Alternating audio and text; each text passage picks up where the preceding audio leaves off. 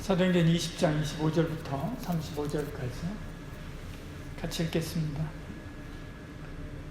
보라, 내가 여러분 중에 왕래하며 하나님의 나라를 전파하였으나 이제는 여러분이 다 내 얼굴을 다시 보지 못할 줄 아노라. 그러므로 오늘 여러분에게 증언하거니와 모든 사람의 피에 대하여 내가 깨끗하니 이는 내가 꺼리지 않고 하나님의 뜻을 다 여러분에게 전하였습니다. 여러분은 자기를 위하여 또는 온 양떼를 위하여 삼가라. 성령이 그들 가운데 여러분을 감독자로 삼고 하나님이 자기 피로 사신 교회를 보살피게 하셨느니라. 내가 떠난 후에 사나운 이리가 여러분에게 들어와서 그 양떼를 아끼지 아니하며 또한 여러분 중에도 제자들을 끌어 자기를 따르게 하려고 어그러진 말을 하는 사람들이 일어날 줄을 내가 아노라. 그러므로 여러분이 일깨어 내가 3년이나 밤낮 쉬지 않고 눈물로 각 사람을 훈계하던 것을 기억하라. 지금 내가 여러분을 주와 및 그 은혜의 말씀에 부탁하노니 그 말씀이 여러분을 능히 든든히 세우사 거룩하게 하심을 입은 모든 자 가운데 기업이 있게 하시리라. 내가 아무의 은이나 금이나 의복을 탐하지 아니하였고 여러분이 아는 바와 같이 이 손으로 나와 내 동행들이 쓰는 것을 충당하여 범사에 여러분에게 모범을 보여준 바와 같이 수고하여 약한 사람들을 돕고 또 주 예수께서 친히 말씀하신 바 주는 것이 받는 것보다 복이 있다 하심을 기억하여야 할지니라. 아멘. 이 말씀 가지고 바울의 고별 설교의 내용인데 지금 이 말씀 세 번째 함께 하고 있습니다. 근데 띄엄띄엄 했기 때문에 아마 여러분들이 기억 못 하실 수도 있습니다. 이게 지금 세 번째 시간입니다. 본문의 내용을 가지고 하는. 한때 바울은 기독교를 핍박하던 사람이었죠. 박해하던 사람이었습니다. 하나님께서 그런 바울을 부르실 줄 누가 알았겠습니까? 바울 자신도 아마 몰랐을 것입니다. 그런데도 하나님께서 그를 불렀습니다. 다메섹 길에서 불렀죠. 그리고 안디옥에서 고린도로 빌립보로 에베소로 왕래하며 오고 가며 복음 전하는 자 되게 하셨죠. 그리고 이제 예루살렘으로 오라 하나님께서 바울을 이끌어 가시는 것입니다. 바울은 이제 내가 너희를 떠나는데 내가 너희를 언제 볼지 모르겠다라고 이야기합니다. 25절의 말씀이 그거죠. 오라, 내가 여러분 중에 왕래하며 하나님의 나라를 전파하였으나 이제는 여러분이 다 내 얼굴을 다시 보지 못할 줄 아노라. 이 표현을 보면 바울이 예루살렘으로 간 후에 다시는 에베소에 돌아오지 못할 것이다 라고 하는 것을 알고 있었던 것입니다. 그냥 직감적으로 이제는 끝이구나. 내가 죽음을 향해서 점점 더 가까이 가고 그리고 내가 예루살렘에서 죽음으로 끝나지 않을까라고 하는 그런 마음까지 가졌는지도 모르겠습니다. 근데 예루살렘에서 또다시 땅끝에 대한 비전을 가지고 또 나가기 시작하죠. 어쨌든 그는 다시 에베소로는 오지 못할 것이다 라고 하는 생각을 했던 것 같습니다. 죽을 각오를 하고 예루살렘으로 가는 거죠. 어디 바울만 불렀습니까? 저와 여러분도 하나님께서 부르신 줄 믿으시길 바랍니다. 저만 부른 게 아니라 여러분 각자도 하나님께서 부르신 것입니다. 언제 어디서든 하나님의 부르심을 놓지 마시길 바랍니다.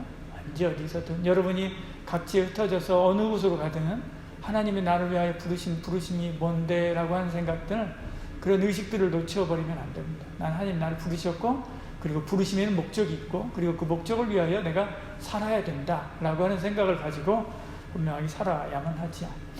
26절 27절 이어서 말씀합니다. 그러므로 오늘 여러분에게 증언하거니와 모든 사람의 피에 대하여 내가 깨끗하니 내가 꺼리지 않고 하나님의 뜻을 다 여러분에게 전하였음이니라. 이렇게 말씀합니다. 바울은 내가 꺼리끼지 않는다. 나는 최선을 다해서 했다. 나는 후회하지 않는다. 나는 최선을 다해서 여러분에게 복음을 전했다라고 하는 이야기를 하는 것입니다. 바울은 꺼리지 않고 하나님의 뜻을 전했다라고 이야기합니다. 여러분도 꺼리지 말고 최선을 다해서 복음을 전하고 목숨을 다해서 주를 섬기는 저와 여러분 되기를 축복합니다. 여러분이 어느 곳에 가든지 여기에 있으면 여기에 있는 동안에 최선을 다해야 됩니다. 여러분이 다른 곳에 가면 또 하나님께서 보내주셨다라고 확신이 들면 그 자리에서 최선을 다해서 섬겨야 돼요. 가고하고 옮겨가는 그 기간이 텀이 얼마 안 되고 잠깐이라 할지라도 그 잠깐 동안 잠깐 동안 내가 최선을 다해서 하나님 앞에 충성했습니다라고 할 수 있는 저와 여러분 되기를 축복합니다.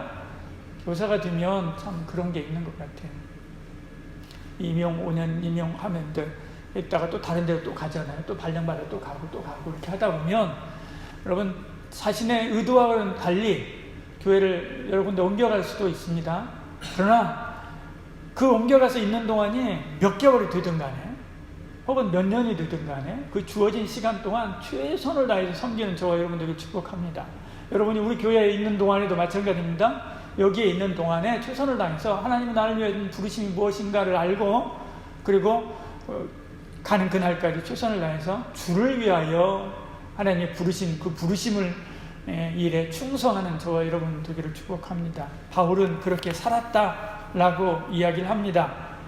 왜냐하면 그 다음 절입니다. 28절 같이 읽어볼까요? 28절 여러분은 자기를 위하여 또는 온 양떼를 위하여 삼가라.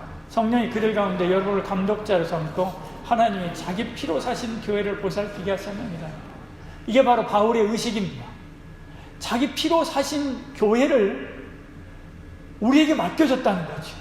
바울 자신에게 그 교회를 에베소 교회를 맡겨줬기 때문에 자신은 그렇게 충성했다. 여러분들도 마찬가지다. 여러분들도 감독자로 세우고 또 뭘로 세워서 맡겼는데 그 맡긴 게 뭐냐면 예수님께서 당신의 피로 생명으로 산 교회지 않냐.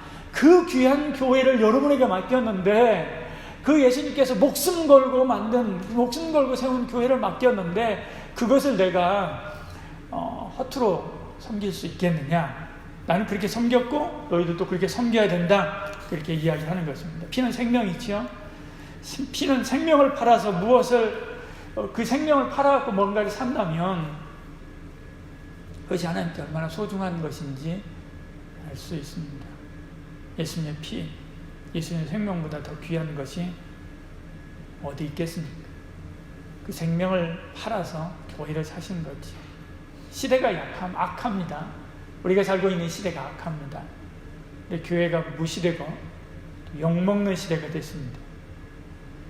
또 교회가 잘못하기도 해요. 목회자가 잘못하기도 하고요. 교회 지도자들이 잘못한 거, 명백하게 잘못한 것도 많이 있습니다. 그렇다고 해서 그렇게 교회가 욕먹는다고 해서 교회의 진가가 없어지느냐? 그렇지 않습니다. 예수님의 피로 산 교회라고 하는 그 사실을 잊어버리지 않는 거지. 그것은 사라지지 않는 겁니다. 교회의 지도자들이 대단해서 혹은 교회가 대단해서가 아니라 교회가 예수님의 피값으로 산 교회이기 때문에 그런 거예요. 그만큼 가치 있는 교회이기 때문에 그래요. 사람들이 혹은 교회에서 주님을 섬기는 그들이 교회를 더럽힌다 할지라도 교회는 섬겨야 돼요. 예를 들어서 여러분 다이아몬드 반지를 화장실 변기통에 빠뜨렸어요. 그렇다고 해서 그 가격이 떨어집니까? 똑같아요. 변기에 빠진 진주라고 해서 그 가격이 떨어집니까? 그렇지 않아요. 언제나 보물이죠. 언제나 보물. 교회도 마찬가지입니다. 언제나 보물입니다. 2000년 전에도 보물이었고 1000년 전에도 보물이었고 지금도 보물입니다. 지금 교회 안에 100명이 있는데 그 중에 99명이 썩은 냄새를 내고 있다 할지라도 그럼에도 불구하고 그 한 명 때문에 하나님께서 그 교회를 교회라고 인정한다면 그 교회는 가치 있는 거예요. 그러면 여러분이 어느 곳에 있든지 그 교회가 어떤 모습을 하고 있든지 여러분 그 안에서 그 교회를 사랑하시길 바랍니다. 왜요? 그 교회는 주님께서 피값으로 사신 교회이기 때문에 그렇습니다. 그러므로 사람들이 뭐라 하든 교회를 욕하고 무시한다 할지라도 하나님의 보물인 교회를 사랑하시길 바랍니다. 하나님의 생명인 그 교회를 세워 나가시길 바랍니다. 예수님을 정말로 사랑하는 사람은 예수님이 그렇게 사랑하는 당신의 목숨을 바쳐서 세운 그 교회를 사랑하는 사람이지요. 당연하지요. 교회는 우리가 그렇게 사랑하시는 예수님의 몸이기 때문에 그렇습니다. 에베소 1장 23절에 말씀하죠. 그의 몸이다 이렇게 말씀하죠. 그의 몸이 오물로 더럽혀졌습니다. 그러면 어떻게 해야 돼요? 냄새나니까 싫어하고 떠나버려야 됩니까? 아니죠. 오히려 씻겨야 되죠. 오히려 씻기게 하고 깨끗하게 하고 그리고 더 성결한 옷을 입히려고 애를 써야 되는 거예요. 왜? 그 교회를 사랑하기 때문에, 오물이 아니라 교회를 사랑하기 때문에, 주님께서 세우신 그 교회를 사랑하기 때문에 그래야만 하는 것입니다. 여러분이 어느 곳에 있든지 지금도 마찬가지로 주님의 몸된 교회를 사랑하는 그런 은혜와 복이 있기를 축복합니다. 그러면 예수님께서 피 흘려 사실 정도로 교회가 중요하다면 교회의 어떤 면 때문에 그렇게 중요한 겁니까? 교회 안에는 예배가 있기 때문에 그렇지. 하나님께 예배드린 예배 어디가 있습니까? 하늘문이 열리는 예배의 자리가 어디에 있습니까? 교회입니다. 교회는 사람을 살리고 민족을 살리고 그리고 영혼을 살리는 전도, 복음이 있기 때문에 그렇습니다. 교회는 거룩한 하나님의 뜻이 있기 때문에 그렇지. 그리고 그 하나님을 닮아가는 거룩한 주의 백성들이 있기 때문에 교회가 그만큼 가치 있고 귀한 것입니다. 그러므로 우리는 예배와 전도와 거룩한 삶에 목숨을 걸어야만 하지요. 의자가 낡아도, 공간이 작아도, 심지어 비가 새도, 지하실이고 그리고 심지어 교회 건물이 없어도, 그럼에도 불구하고 교회를 사랑해야만 합니다. 그러나 아무리 좋다 할지라도 예배가 안 되고 전도가 안 되고 거룩한 삶이 없다면 그건 교회가 아니지. 여러분도 마찬가지입니다. 여러분 자신이 아무리 대단하다 할지라도 여러분이 하나님 앞에 예배하는 삶을 살지 않고 여러분이 영혼, 한 사람의 영혼을 귀하게 여기는 바가 없고 그리고 여러분이 하나님의 말씀으로 거룩한 삶 살아가려고 하지 않는다고 한다면 주님이 기뻐하시지 않지요. 주님께 사랑받는다고 하는 것을 포기해야 합니다. 이 예배와 전도와 거룩한 삶, 우리 오전에 계속 말씀하고 있었던 그거죠. 그것을 위해서 우리 각자를 위한 하나님의 부르심들이 있습니다. 어떤 이는 말씀 전하는 자로, 어떤 이는 찬양하는 자로, 어떤 이는 봉사하는 자로, 어떤 이는 사랑하는 자로, 어떤 이는 섬기는 자로, 어떤 이는 물질로, 어떤 이는 말씀으로, 어떤 이는 교육으로, 어떤 이는 훈련으로 섬기는 하나님의 부르심이 있다는 거죠. 바울은 그 부르심을 분명히 알았습니다. 그리고 그 부르심에 충성했던 것이고요. 그렇게 에베소 교회를 섬겨갔습니다. 그러면서 바울이 떠나면서 그의 제자들한테 너희도 너희 부르심을 봐라. 그리고 그 부르심을 따라서 충성해야 된다라고 마지막 권면하고 있는 것입니다.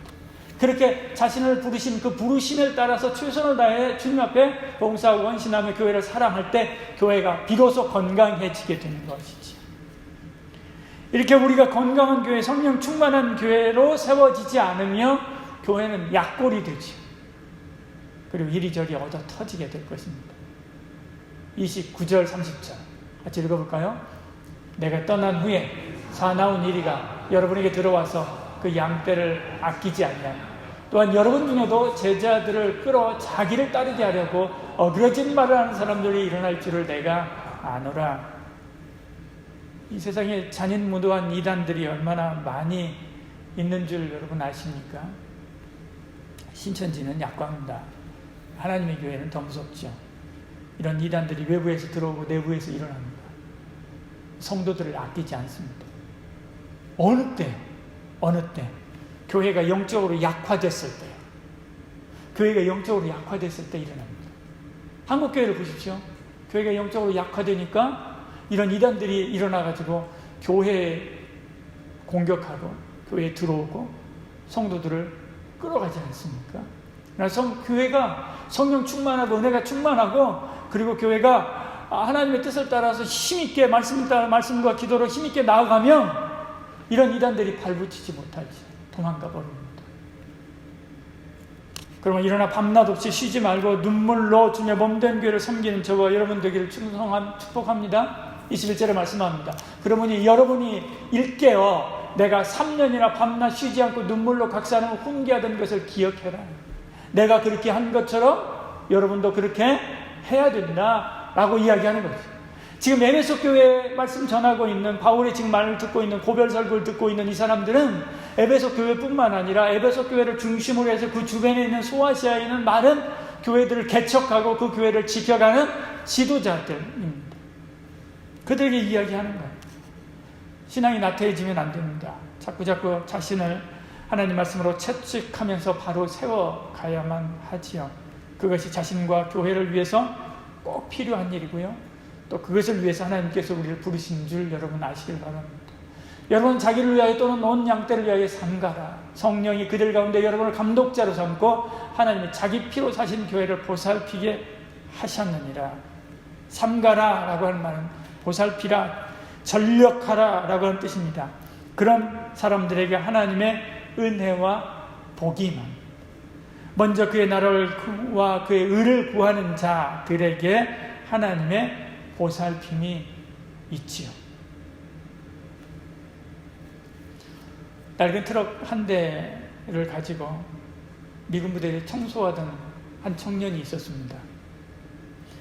한 번은 인천에서 서울로 가는 경인고속도로, 그 고속도로를 가다가, 그때는 경인고속도로가 완공되지는 그렇게 고속도로로 완공되지는 않았는데 그 도로가 그렇게 있었습니다. 그 길을 가다가 길가에 서 있는 한 외국인 여성을 보게 됐죠. 차가 고장나서 서 있는 것입니다. 그냥 지나갈 수 없어서 차를 세우고 그리고 그녀의 차를 고쳐줬습니다. 1시간 반 동안이나 애써서 차를 고쳐서 다시 차가 굴러가도록 하고 했지요. 그 여성이 너무나 고마워서 상당한 돈을 주면서 정말 고맙습니다 라고 그렇게 이야기를 했습니다. 그러니까 괜찮습니다. 우리도 그 정도 친절은 베풀면서 삽니다. 그렇게 하면서 거절했습니다. 주소라도 알려달라고 부탁을 하게 됐죠. 주소를 가르쳐줬습니다. 그래서 주소를 가르쳐줬는데 그 다음날 남편하고 같이 찾아왔습니다. 고마워서. 또 다시 사례금을 가지고 찾아왔죠. 근데 찾아온 사람이 미군 사령부 사령관이었습니다. 미 8군 사령관이었습니다. 사례금을 또 전달하려고 하는데 명분이 없습니다. 당연히 그 정도 친절은 해야 되는 것이고, 그러니 내가 그런 거 받을 것이 없습니다. 그렇게 이야기를 합니다. 그래서 자꾸 주려고 하니까, 그러면 보니까 미군 사령관이니까 미군에서 나오는 폐차들 인수할 수 있는 그런 계약을 했으면 좋겠습니다. 그런 권리라도 줬으면 좋겠습니다. 그렇게 이야기를 합니다. 미군 부대는 당시까지 폐차를 팔거나 그러진 않았습니다. 그냥 폐차 처리를 해버렸죠. 근데 그 폐차를 인수하고 그 돈을 주고 사오고 하는 그런 계약을 맺게 되니까요, 미군 측에서도 좋았죠. 미군 측에서도 좋고, 이 사람도 명분이 있는 거죠. 그냥 거래를 한 거니까요. 그렇게 해서 사업을 시작했습니다. 그런데 사업이 잘 됐습니다. 다음에는 관광, 건설, 선박, 중공업까지 했습니다.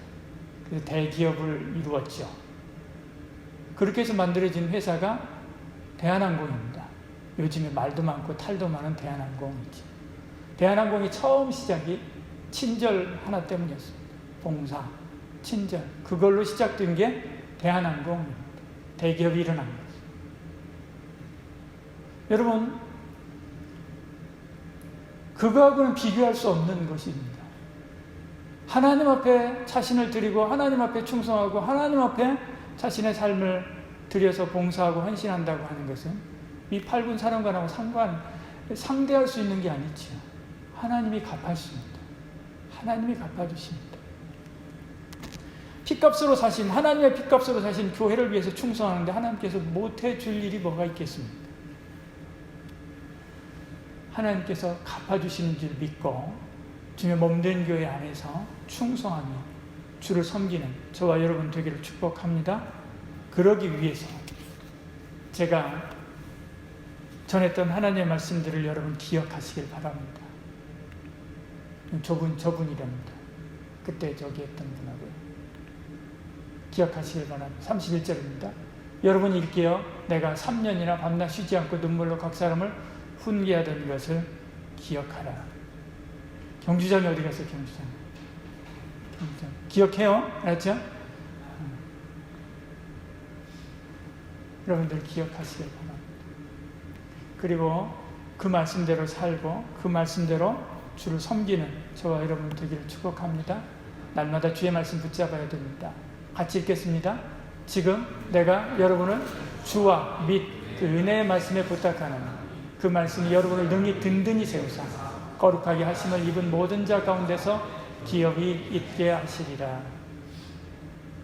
은혜의 말씀에 부탁했습니다. 바울은 교회를 다른 누군가에게 부탁한 게 아니라 하나님의 말씀에 부탁한 거죠. 그리고 그 말씀이 여러분을 붙잡아 줄 줄 믿습니다 라고 하고 있는 것을 봅니다. 그 말씀대로 사시길 바랍니다. 그 말씀대로 섬기시길 바랍니다. 33절부터 35절까지 같이 읽겠습니다. 내가 아무의 은이나 금이나 의복을 탐하지 아니하여 여러분이 아는 바와 같이 이 손으로 나와 내 동행들이 쓰는 것을 충당하여 범사에 여러분에게 모범을 보여준 바와 같이 수고하여 약한 사람들을 돕고 또 주 예수께서 친히 말씀하신 바 주는 것이 받는 것보다 복이 있다 하심을 기억하여야 할지니라. 그가 이렇게 충성되게 주님의 몸된 길을 섬겼다라고 이야기하죠. 주님의 모범을 따라서 바울이 살았고 바울의 모범을 따라서 에베소 성도들이 믿음의 삶을 살아간 것처럼 저와 여러분도 마찬가지로 주님의 모범을 따라서 삶을 나누고 은혜를 나누고 달란트를 나누고 물질을 나누고 마지막에는 자기 생명까지도 나누는, 세상을 위해서 나누는 십자가의 사람이 되기를 축복합니다. 아름답고 예쁜 여인의 목에 값진 진주로 장식된 예쁜 십자가가 걸려 있습니다. 고급 승용차를 탔는데 보니까 아주 향기 나는 나무로 만들어 놓은 아주 예쁜 조그마한 십자가가 앞에서 딸랑딸랑합니다. 집에 가니까 십자가 형상의 예술 작품이 거실에 늘어져 있습니다. 정말 십자가를 사랑하는 사람이었지. 삶은 십자가하고 무관했습니다. 헌신도 봉사도 몰랐지. 그저 우아한 모습으로 와서 교회 와서 예배드리고 그리고 돌아가는 것이 전부 다였습니다. 그러나 손가락이 갈라지고 얼굴은 주름으로 가득한 또 다른 여인이 있습니다. 목에 걸린 십자가 목걸이는 도금이 벗겨진 채 그 안에서 흔들거리고 거뭇거뭇합니다. 생선을 싣고 다니는 차, 그 차에는 흔한 십자가 방향제 하나도 없습니다. 낡고 복잡한 집 거실에는 십자가 놓을 자리도 없죠. 그런데도 불구하고 주님의 몸된 교회를 사랑하면서 늘 자기 자리를 지켰습니다. 예배에서 주의 음성을 듣고 삶으로 몸으로 그 받은 말씀을 실천하고 그리고 복음을 전하고 가난한 사람들을 도우며 약한 교우들을 붙잡아 주었습니다. 그녀는 낡고 녹슬어 벗겨진 십자가 종탑, 그 종탑을 사랑했지요. 어느 날 이 두 여인이 죽어 천국문 앞에 이르렀습니다. 뒤부인은 작고 예쁜 십자가를 딸랑딸랑 거리면서 들고 갑니다. 그러나 이 여인은 상처 입고 더럽혀지고 땀과 피로 얼룩진 큰 십자가를 짊어지고 가죠. 천국문에 이르렀는데 핏자국이 선명한 커다란 예수님의 십자가가 기다리고 있습니다. 천사는 천국문에 이른 성도들한테 이야기합니다. 이제 여러분의 십자가를 다 내려놓으십시오. 그리고 예수님의 십자가, 이 십자가를 가장 닮은 십자가부터 큰 환영을 받게 될 것입니다. 여러분들이 천국에서 받게 될 대접은 그 순서에 따라서 받게 될 것입니다. 라고 이야기합니다. 이야기이지만 주님의 마음입니다. 여러분, 우리는 십자가로 모였습니다. 십자가로 하나 됐습니다. 그리고 우리의 생명도 십자가로 맞춰질 것입니다. 저와 여러분의 묘 위에 십자가가 달릴 것입니다. 여러분에게 십자가는 어떤 의미입니까? 여러분의 십자가는 정말 예수님의 십자가를 닮았습니까?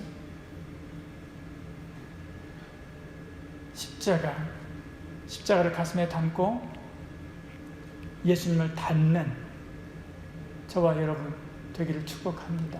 우리 청년부 주제처럼 십자가를 가슴에 담고 예수님을 닮는 삶, 그렇게 살아감으로 바울이 그렇게 갔던 것처럼 그렇게 살아감으로 하나님을 기쁘시게 하고 주님을 기쁘시게 하고 저 천국문에서 주님께서 여러분을 두 팔 벌려 환영할 때도 부끄럽지 않을 그런 삶을 살아가는 그때 참된 제자가 되는 저와 여러분 되기를 축복합니다.